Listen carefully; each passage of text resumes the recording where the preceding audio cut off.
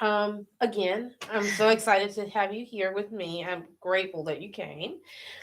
This is Yesenia Lopez, and we're going to be doing this in Spanish and in English. I'll be asking some of the questions that many of the viewers have asked, including myself. She works in the field of mentoring. Could you be so kind as to let people know exactly what you do and how that is processed? How do you help Okay. parents? So I work in the special education program.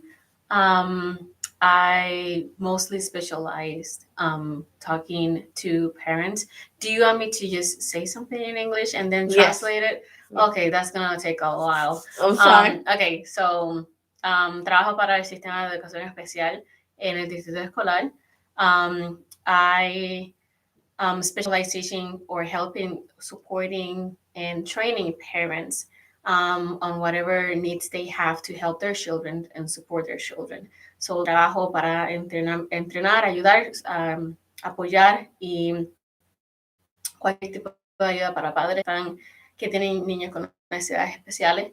Um, y, and I work for the district, but I report to the state. So Okay. Parent Mentor is an association like is statewide. So trabajo para el distrito, pero también trabajo para el estado, lo cual me reporto al estado. I create these um, goals Okay. yearly to help guide and support parents. And then throughout all the year, I collect data, I send out survey, I give trainings, and I mostly do something with it. Right. Some parents are like, oh, another survey. It's like, no, I'm sending a survey and I'm going to do something. Um, like I really act upon all the things. So um, going back to what I said and translated in Spanish. Um, so um, I ayudo a los padres o doy entrenamientos a los padres, colecto data y mando surveys um, para los padres que llenen y hago cosas o entrenamientos para ellos de acuerdo con los comentarios y cuán satisfechos están los padres con el sistema y el proceso de educación especial en la escuela. Y durante todo el año entonces me enfoco con esas metas, me fijo metas y trabajo en ellas dando entrenamiento, ayudando padres y todo eso.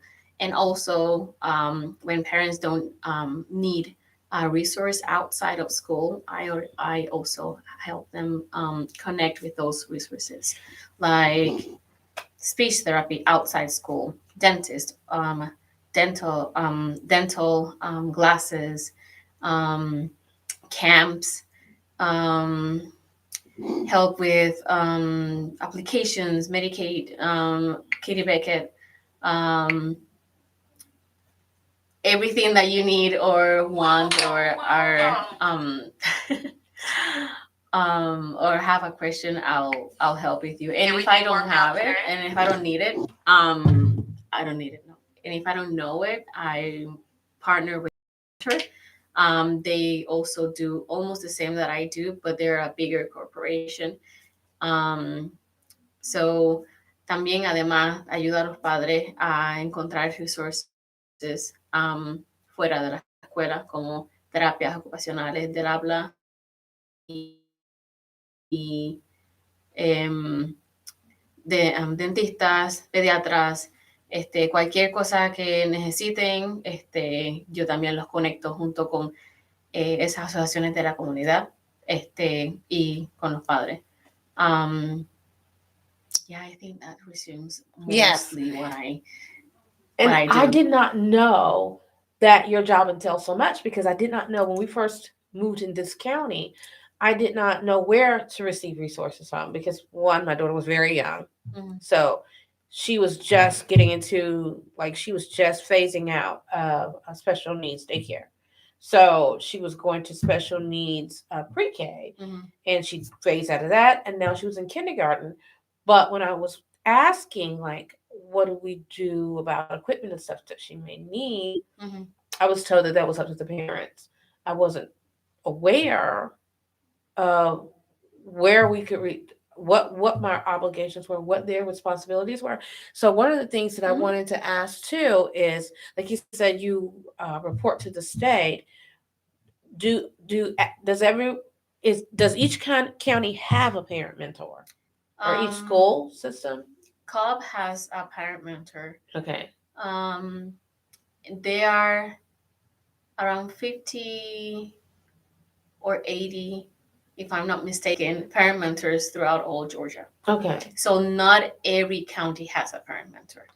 I And didn't if know they that. don't have a parent mentor, they will reach out to the closest parent mentor in the county, Okay. or just find someone, or they will find someone to help in their county to help and support that family. But not every county has it. I know that there are classes for the different parents and stuff, for the different programs and stuff that they have. I think that you said that there was something that you did with parents. Trainings? Yes. Um, how do they find out about that, and what's the process for that? Does it cost anything? Most What are of the them, requirements? most of the trainings are free. La mayor parte de los entrenamientos son gratis. Um, if it comes from the parent mentor, obviously I will just reach out to to the parents. Viene directamente de mí, so yo soy la que mando esa información a los padres de los entrenamientos. And like this year, we actually are going to have starting next week training, but because of my goals, I'm specializing more in pre-K this year. So, tenemos un entrenamiento la semana que viene y se enfoca más en padres con niños con necesidades especiales de pre-K. And it's a series, so we are going to have January, February, March training different topics, and is going to be really cool. But I'm the one creating those. There are also a lot of other trainings. Además de los entrenamientos que yo doy, también hay otros entrenamientos. They come from different organizations, but most of them, the ones that I share, are from Parent to Parent of Georgia. So, I lost my question. One of the things I wanted to know is, what different kinds of training are there, like within the program? What different kind of trainings? ¿Qué diferentes entrenamientos hay for parents? Anything. Okay. I mean, the one that we're going to do is family engagement, but at home. So I will be talking about communication with the teacher, and also we're going to have a speaker of, from STEM, learning from Georgia, and also CEL, which is significant. I forgot the terms, but yeah, we have IEP trainings. Okay. We have how to apply to programs or insurances. We have AT trainings, which most of the parents don't know about AT services. That's assistive technology devices. Is that just mostly for children who are nonverbal and they kind of used to need a speak box? Yeah. I mean, it doesn't, assistive technology is everywhere. Okay. So I think one of the questions included that, but yeah, any kind of training I can do it, or I can just find someone to give parents. Yeah. Because one of the things that I always wondered was, what do you do when your child needs more assistance? Like, for instance, can you ask for a parapro if your child doesn't have severe medical issues? Remember that a parapro is a person that is not certificate as a teacher. Right. Is just a helper. Right. So you have to ask the teacher to do all those processes. Right. And kind of like a tip for parents, Mhm. if you cannot reach the teacher or the teacher doesn't respond back, go to the lead. If Mhm. the lead doesn't respond, then go to the case manager. So Mhm. there is an order. Right. How do you find out your child's case manager? Because most people don't even. I did not know until recently that there was one. Yeah, I know. Let's be clear. My oldest is 20. Okay. So I was lost in the woods and did not know how lost I was. Yeah, but those kind of trainings to like just inform parents. Mhm.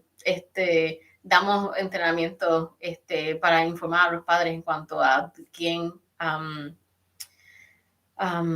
a quién contactar de acuerdo a las preguntas o necesidades que tienen con su hijo. Yeah, those kind of trainings we do, like just to inform parents what can they do. And most important, parents have a lot of rights. And most parents forget that they have rights. So that is a very important thing. Otra cosa que muchos padres se lo olvidan es que ellos tienen derechos de saber y buscar cosas y todo eso. So that was one of my questions. What do you do if you don't feel like the IEP that was created for your child is going to reach the goals that you want or that they promise to attain to? Because they are trying, but if you've been working on these goals for a long time, how do you say, can we do something different? How do you reach out for different help or more help because you're not progressing to where you know they can be? Yeah. So how do you do that? ¿Cómo podemos cambiar el IEP? ¿Cómo podemos hacer cambios para que las metas que se hacen para su hijo puedan ser alcanzables? IEP meetings are once a year, and parents receive, or most of the parents, depending on the teacher, receive a progress report every 9 weeks. Right. So, cada padre recibe un progress report del IEP cada 9 semanas. And if that's why it's important to have a lot of questions and ask us many questions as possible. Like, I don't understand. How does that help my child to succeed?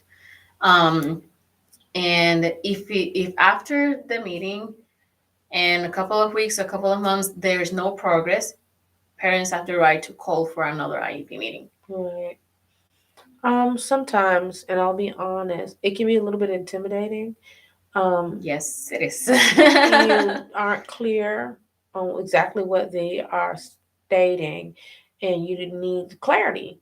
And sometimes you're afraid to ask too many questions because I don't want to say it kind of feels like they think that you are being frustrating to them or you are like a heavy load for them. Yeah. And if that seems to be the interaction, then you're afraid to ask too much because it's like, well, they're gonna think that I am being unrealistic or I'm being difficult as a parent and I'm hoping for something that can't happen. And that was one of the reasons that the title for this discussion is Parenting Possibilities Within the Public School System. Like, what else can you do? Like, for instance, like right now, my son is homeschooling because he was having such severe anxiety, and not just because of COVID. He was having problems a little bit before, and he was starting to have severe emotional problems, which oftentimes happens when they start to go through puberty. And when you have a child who's on the spectrum, yeah, it's a lot going on. It is. And then they're not just developing physically, they start to develop anxiety issues, some other mental health issues, because their brain is, everything's happening, everything's firing at one time. And so they are struggling with how to deal with all of that. And he was having a hard time because he's not neurotypical and he's a sweet kid, but occasionally he'll try to talk to children who aren't like himself, and it doesn't always go so hot because he says stuff like, I think I told you the story about one of the nurses, and I went to pick him up, and he saw her, and she asked him how he was doing, and he asked her how she was doing, And she said she was tired, and he asked her, was she sick and tired of being so fat? Mm, And yeah. I was like, oh my God. And so, because of that kind of thing, he does that with other kids unintentionally, and they will take it differently, Mhm. and it just turns into something else that he didn't intend for it to turn into, and Yeah. he doesn't know how to fix it. Yeah. So, But going back to your question, like most parents feel intimidated in IEP meetings. yeah. Muchos padres se sienten intimidados cuando pasan los IEP, las reuniones de IEP, sienten presión y se sienten incómodos. You can ask whoever you want Right. to come with you. Yeah. Um, I'm considering putting him back in school. you So can give it a try. yeah, I know. I mean- He needs social interaction, and school is going okay, but it would definitely go better Mm-hmm. with But someone who's remember, that when social. you put it, to stay with that decision, because changing, like, no, it doesn't work. Okay, come here. Yeah. And working with that transition and the schedules, and it affects him too It does. emotionally. So, you know your son, you know what He to was expect. having a hard time, even So- with this the way things are set up. I'm his classes currently. I have set him up like college blocks Mhm, because it works better for him. I can stretch out one subject as long as I need to mhm, if I realize that he is not um, doing well in it. If he's not progressing like he should in that subject, I can stay on that for as long as I need to. mhm. Whereas that can't happen in school. They have a certain timeline as far as this class is going to be, and then they have to keep adding work. Yeah. So it's just like, I don't know. Let me give you the example of me texting. You saw how I type. So when people text me, I hate it because they will text me again and I'm not finished responding Yeah. to the next text, and it's ding, and I'm like, oh no, wait, ding, no, ding, ding, ding, and I'm like, oh my God, Yeah, please your stop. pace and your speed is not like the other how other Yes. people run and live. Yes. And so Yeah. for him, that was the issue. And that's what I was wondering, like, okay, what's the process if you did decide, like, okay, we're going to give this another go. I'm going to get this restructured. How do you restructure that if you do want them to go back to school? And Yeah. how do you get people in place to be the support he needs? Yeah, so that's one of the things that you need to place or say in the IEP meetings. If they cannot do, or you think that they don't do as much as you know he needs, Right. and they can do, there's also this form called 504, which there are accommodations, Okay. kind of like more extra time, Yeah. preparations, and they have mostly is like rights. Okay. The student have the right to, whenever it has a meltdown, or every 15 minutes it needs a break. Yeah. It's a break of going for a walk, or playing with a sensory toy, Yeah. or taking water, or just jump and let everything out, but to help him Right. avoid having those moments. Yeah. So that's what's basically 504. So there are accommodations Okay. that you can try. So for the 504, do you just go to the board and ask for that? Did the teacher supply that? It's a process. Okay. What's the beginning process? Teacher, lead teacher, Mm-hmm. and mostly the lead teacher. So you meet with them. Yeah. So the one that is in charge with 504 is called Sam Sawaka. Mm-hmm. I can give you his email or contact information. So yeah, that's. Yeah. Could you say it in Spanish for those who don't? Oh, I'm sorry. I'm sorry, lo siento por aquellos que están necesitan en español. I totally forgot what I just said. Well, you was telling me about what the process is for the 504. Okay.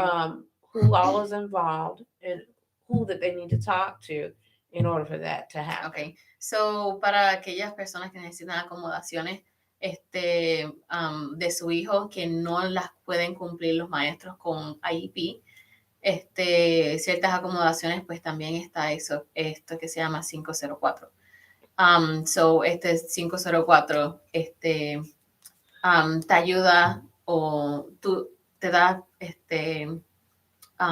derechos, más que todo a los estudiantes, derechos a tener más tiempo en las clases, derecho a tener más breaks de lo normal, más que todo son derechos. So, si quieres aplicar para el 504, tienes que hablar con el maestro o con el lead teacher, which I don't know how to say in Spanish, lead teacher.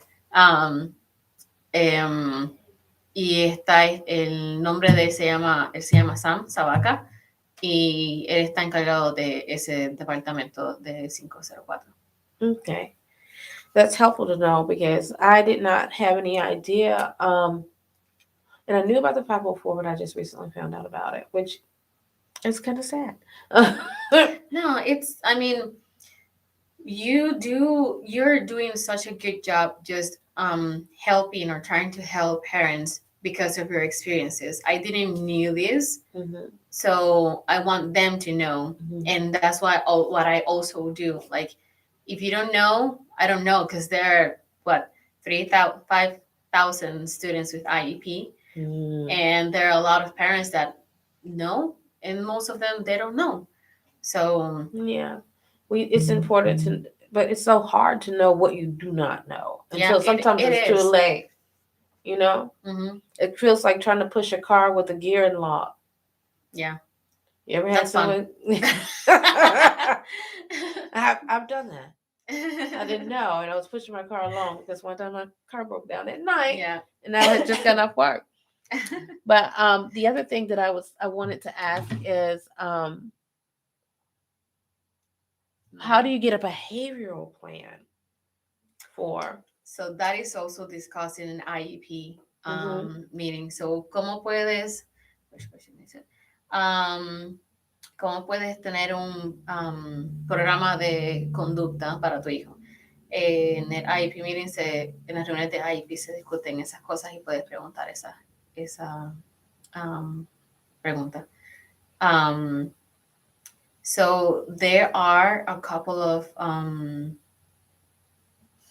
behavioral instructors Okay. in the school. See, I did not know that. Yeah. We know that they're counselors, but you don't know. And one of his teachers who happened to have a master's, because when he was getting ready to um, graduate from elementary, Mhm. I held him another year, and I asked them. I said, "Can we please have a teacher that has a master's?" But remember, that's the school does what they can do. Well, I understand that, but no professionals, one but sometimes told me. yeah. I just kind of went with my gut because I Mhm. did not want to let them pass him, and he wasn't really reading well. Okay. And that happens with a lot of kids. Mhm. And they're operating devices and they're doing all this stuff on devices, Mhm. but when it comes to reading or other things, because of their how they are put in the school system and what they're behind in, what their diagnosis in, what their delay is, Mhm. what program they're in, they kind of, I don't want to say get a pass, but they'll just send them on where they're not graduating. And it's Yeah. not anything against them, it's just how it's set up. Yeah. And I would like to see some adjustments because some of them are more capable, Mhm. but it's like, oh, okay, time's up. And we just kind of move to the next thing. Yeah. And he was going to go in the middle school. He was going to go into middle school like that. And I was like, I can tell you that's not easy because some of the other kids, because there's a mixture of kids with different things and different issues, and some of them are on the spectrum, some of them aren't, some of them have other behavioral or developmental issues. Mhm. Um, Sometimes it turns into a situation where there is bullying because of how they communicate and understand each other or don't understand each other. Yeah.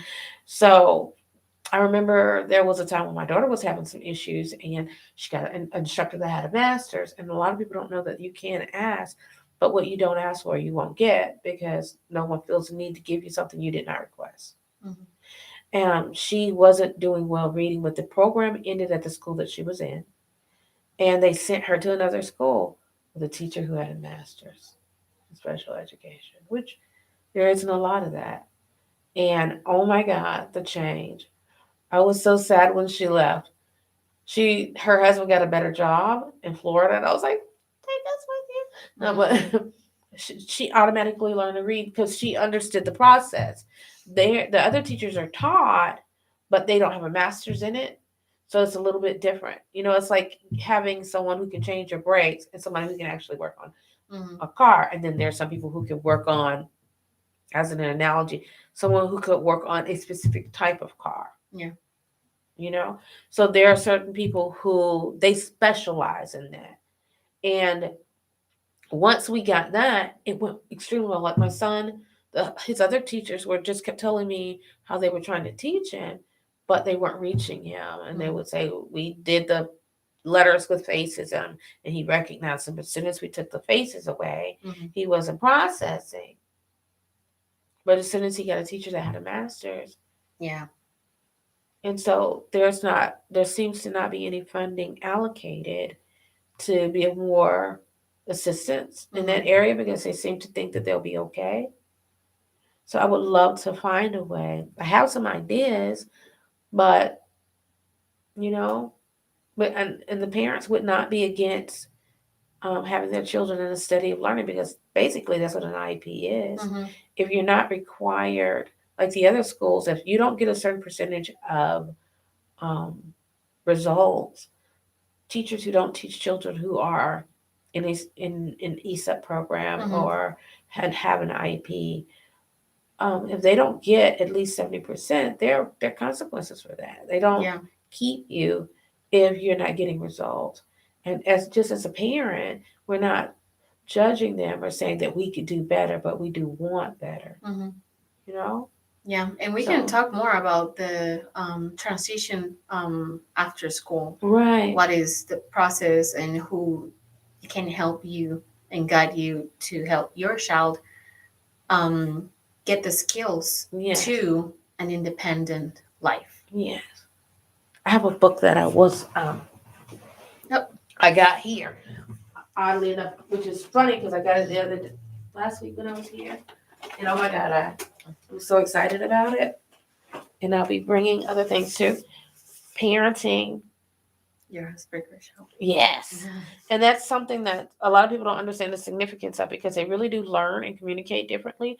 And for people who try to interact with them and communicate with them, they don't know how to communicate with them sometimes because they don't understand. Like sometimes people will accuse them of lying when they're not lying at all. They're telling you the way that they perceived it. The way that, and if you took it apart, you say, "Oh, it's all here, but it's jumbled up." You know what I mean? That's one of the things that behavioral specialists help a little bit, and also ABA therapy. But ABA therapy is just for autism, so you have to have I forgot the word. I did that last week. I couldn't think of the word fluorescent. Yeah, I know. I was trying to say fluorescent lights because it gives them problems, and I forgot. Diagnosis for autism. You have to have, and they both do. That. And but they help a lot. I was told, okay, can you get it through the school? Or what program do you go through to get it? Yeah, it's the ABA therapy. How do you get ABA therapy? It's outside school. Right. Some go to the school, but recently my daughters are started ABA therapy a couple of months ago, and I asked them, can you go to the school? It depends on the schools. Right. Not right now. Paulding doesn't accept personnel from outside school to teach in the school. Yeah, for now because of COVID. Right. But they were before. Think so. Yeah. Okay. Can you say that in Spanish? Okay. About the ABA therapy. Sorry. So ella estaba hablando acerca de temperamento y conducta de su hijo y I'm sorry, it was so long. I know. So, también están los especialistas de comportamiento en las escuelas, que hay varios en la escuela. Puedes preguntar con tu maestra o el social worker o el case manager de la escuela o de tu hijo. Y también están terapias ABA o ABA therapy, que trabajan en eso. Lo cubre la aseguranza, pero que tienes que tener un diagnóstico de autismo para que el niño pueda recibir esa terapia. And a good thing about ABA therapy is most of them, you have to go to the clinic. And like me, because I have such good luck, they go to your house. That's good. Yeah. And it is life changing. Well, how do you work that out with you working like you do? Do they come in the evening or? In the evening, so I work, they go to school, they go out of the bus, and right there the therapist waiting, and they come every day from 3 to 6. They came from 3 to 7, just to have Nice. more time and work with them on the time to dinner time, and how to, like, okay, let's work on your, not, they don't specify like a lot, like specifically in behaviors, but like what to do, what to expect, like help them avoid that they didn't work in behaviors. But it was too much. Too many people in the house, because each one of my twins have a therapist. Oh, so they have separate So, therapists. Yes. And they don't, of course, they wouldn't do it at the same time. Yeah. What insurances do you have to go through? Because I know a lot of insurance, it's not accepted for ABA, even with a diagnosis. Medicaid is kind of hard, but the branches of Medicaid, like AmeriGroup, WellCare, What if it's just disability insurance? if it's a disability, I think, yeah, they can work it. Yeah. And it was, I did not know, and we were drowning. We were drowning. I felt so bad for my son. Before we had a formal diagnosis, we sent him to Tanner because he was having such a hard time. Mm-hmm. And then later they said, well, he has a diagnosis of autism. He can't come. Mm-hmm. But he had been going, and he was going from after school to like 9 at night. Well, he was getting home at 9. It was like, about 9. Because they had so many people that they were picking up and dropping off. But often, and what I thought was interesting is that they did not recognize it at first. It wasn't until I told them that they did not recognize that he had autism, Asperger's, which they're trying to take the diagnosis away from that, but that it's still autism, because there are certain times when you'll notice certain things happening, and then you're trying to figure out why or how or what. Well, because it seems peculiar to other people. Certain things, like my son has this thing, and he's been doing it for years, and it dawned on me that that's literally a part of the thing, that part of him being on the spectrum. Well, he has to touch certain things, and you're just like, why are you? It's the stove. Why are you doing that? He just has to. And he'll go by and he's never seen the show Monk. Have you seen the show Monk? No. Really? The detective who had OCD? No. And he would just had to go by and just touch stuff. Yes. No, I haven't seen it. Which made me think, and from what I saw of the show and his brother, that they were possibly both on the spectrum. Extremely high functioning, but so the things that you don't know. Yeah. But it's great to know that there is information out there, and how and what you're doing. You have no idea how many people really appreciate it. And I've got to get with you about a lot of different things. Yeah. Because I'm trying to help him with stuff, and I don't want him to be where he doesn't get the degree that he needs, or the diploma that he That's needs. That's another thing that we can talk. Yeah. And afterwards, yeah. We really need to discuss that. Also, one of the things that I want. 11. Okay. Oh, how do you talk to parents do you ever get people who've been recommended to you that they don't seem to notice that their child has some delays? Yeah, especially the teachers. Yeah, the Yeah. teachers are the ones that talk to parent like, hey, I noticed this at school. Have you noticed something going on at school? Or are you worried about or concerned about these behaviors or how he acts or Mhm. something? And then they obviously ask permission, like there's this parent mentor in the school department that can help you at Right. least find someone that can give you an evaluation. Right. I mean, the school gives an evaluation, but it's their evaluation. Right. You will have to have a more professional evaluation with a psychologist Right. that gives you that diagnosis of X, Y, Y cosa. Yeah. I did not. And once again, there's a lot of information that you don't get because no one says. What are you talking about right now? Huh? What did I just say? You were saying how, oh my God, it's my thought just,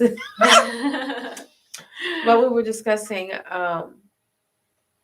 them and the diagnosis and the parents and the teachers being the one to bring that to their attention because I asked you whether or Okay. not it had come to your attention before. Okay. How So, that's handled. como los padres entonces se comunican conmigo,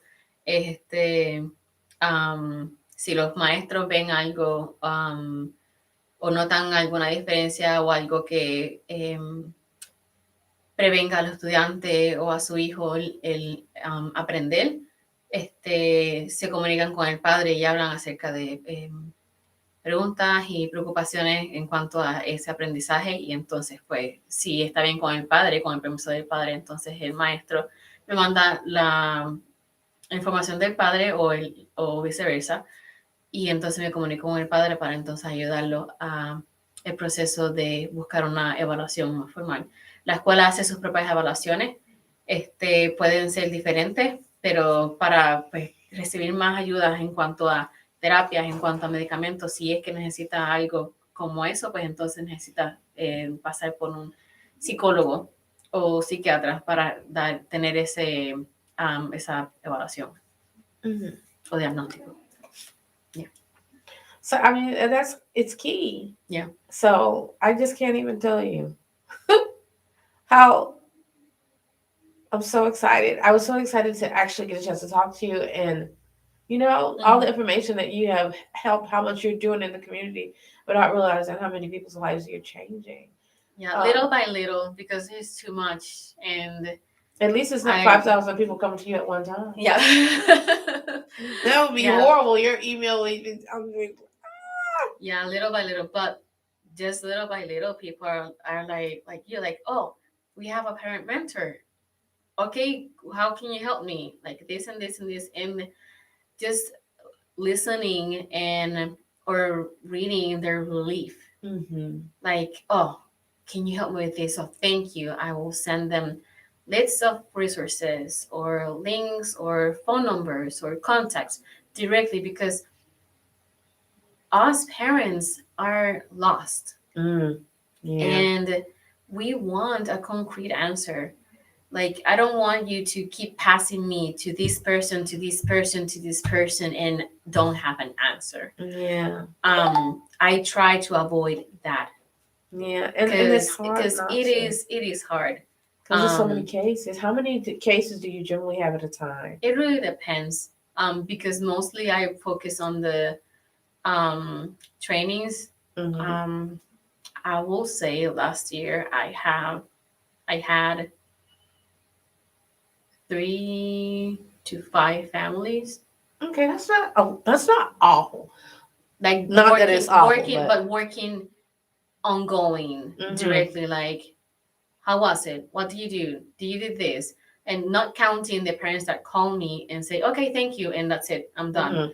I'm not counting those ones, but ongoing conversation, maybe 3 or 5. But it's not you. At least it's not, because I was thinking that maybe so many people at one time. And I wonder at what point will there be a network of parent mentors, because it's getting to, there's so many special needs families and that have so many special needs kids, and it can be a lot, and a lot of times people don't find out till much later that they have special needs kids, and that time they generally have multiples. And I don't mean just a set of twins.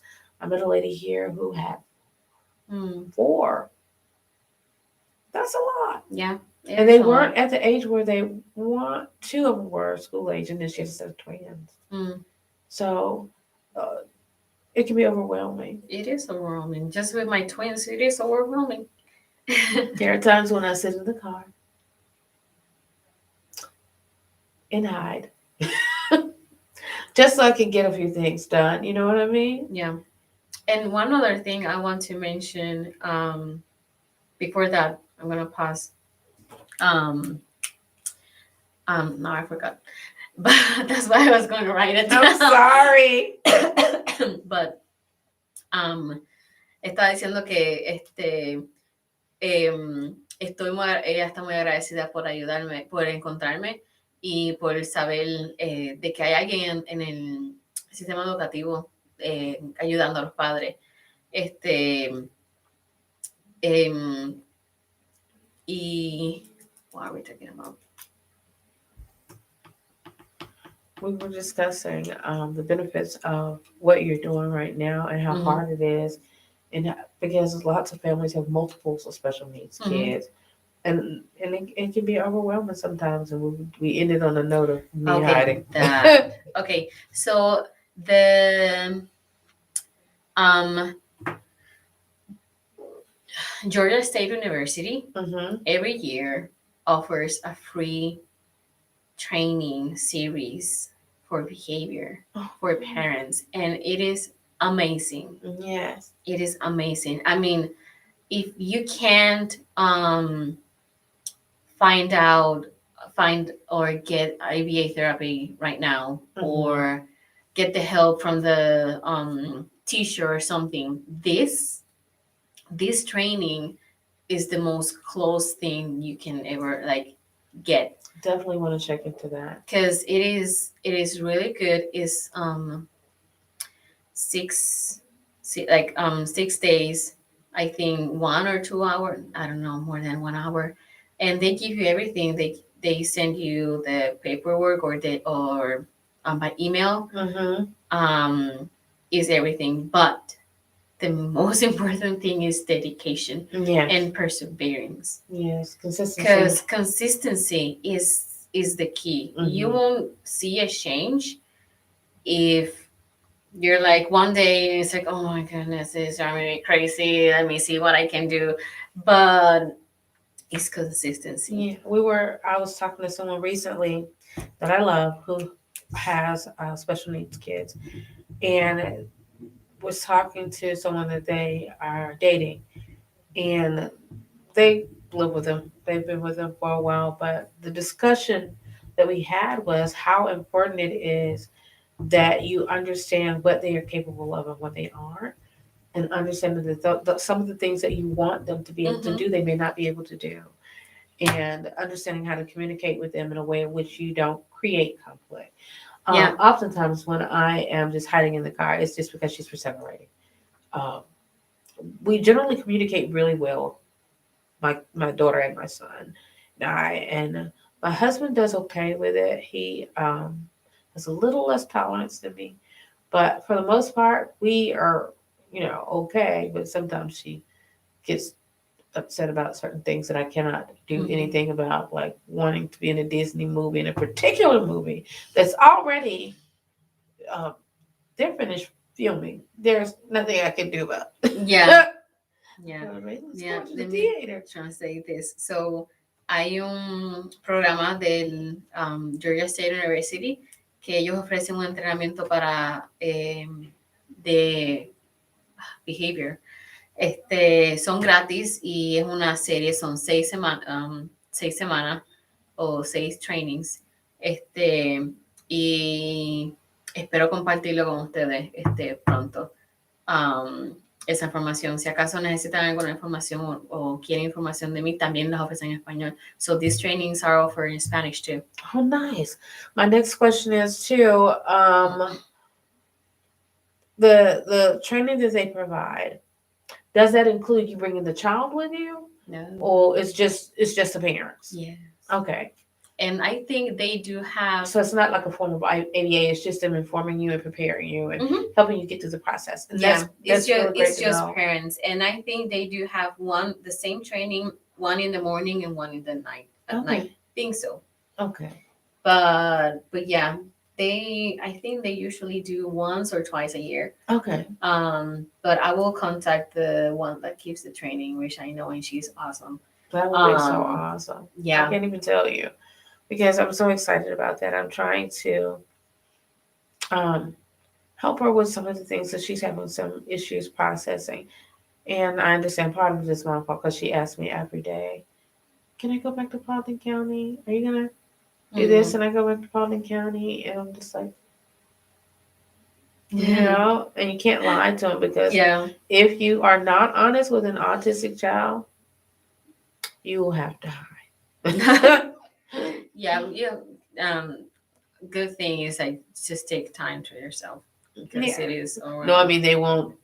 Yeah, because if you Yeah. lie, you lied. There are also Even if there's respite changes. programs that I have information. Yes. And that will be the next time we will give people the information about that. I have a lot of information. Everything that you think about it, I have it, or if not, I will get it. Yes. So we will. When you know the date and time? You said is it next week that they're going to be doing the parent For training? the pre-K, Yes. yes, next week is going to be virtual. It was going to be at the Board of Education, but because of COVID new regulations, we're going to have it virtual Okay. on Zoom. So I'm gonna send you the flyers and information, Yeah. but just for pre-K, Yes. not for But that's important. And that was the other thing that I've been wanting for some time because at one point, right in the process of my daughter getting diagnosed, somehow I ended up with a daycare. Of course, I already had the daycare, but I had all these children that had developmental issues, and I noticed. And I was like, wait, I had a set of twins. I had another little girl, and of course my own daughter, and then I had a friend's kid, and I was like, what's happening? It just kind of happened. So with Yeah. all of that, it made me think there really needs to be about because people are beginning to discover earlier and earlier that their children have delays. There needs to be daycares for children who have who are on the spectrum, Mhm. like before they go to pre-K. I have that information too. Oh yes, we definitely need that. They are. It's where hard they to can get their in. therapy while there. It's hard to get in, but they But are. see, They are after daycares and everything. See, Yeah. who knew? And I was working because for the longest time, we had such a difficult time because of the schedule I was working and not having anyone for aftercare for them. Like our schedules were kind of passing. Sometimes my husband and I, so we constantly had to adjust. And sometimes I'd have to call my boss and be like, "Look, I'm going to be 2 hours late because I couldn't leave them in aftercare like Learning Bridge because it wasn't set up." Yeah. For children who are on the spectrum. You know what I mean? Yeah, and behaviors and everything, they will just like drop off your student or your child because of inconveniences and everything. Yeah. So it's kind of hard, but I know for now just one daycare that takes after school from middle and also elementary. Wow. See. Yeah. Definitely gonna need that information. So we will provide that the next time. Thank you all so much for tuning in. Hope this was helpful. And you all have a wonderful night. Okay. There you go. I tapped it, but now I don't know. Oh, I still haven't ended it. That's funny. Okay.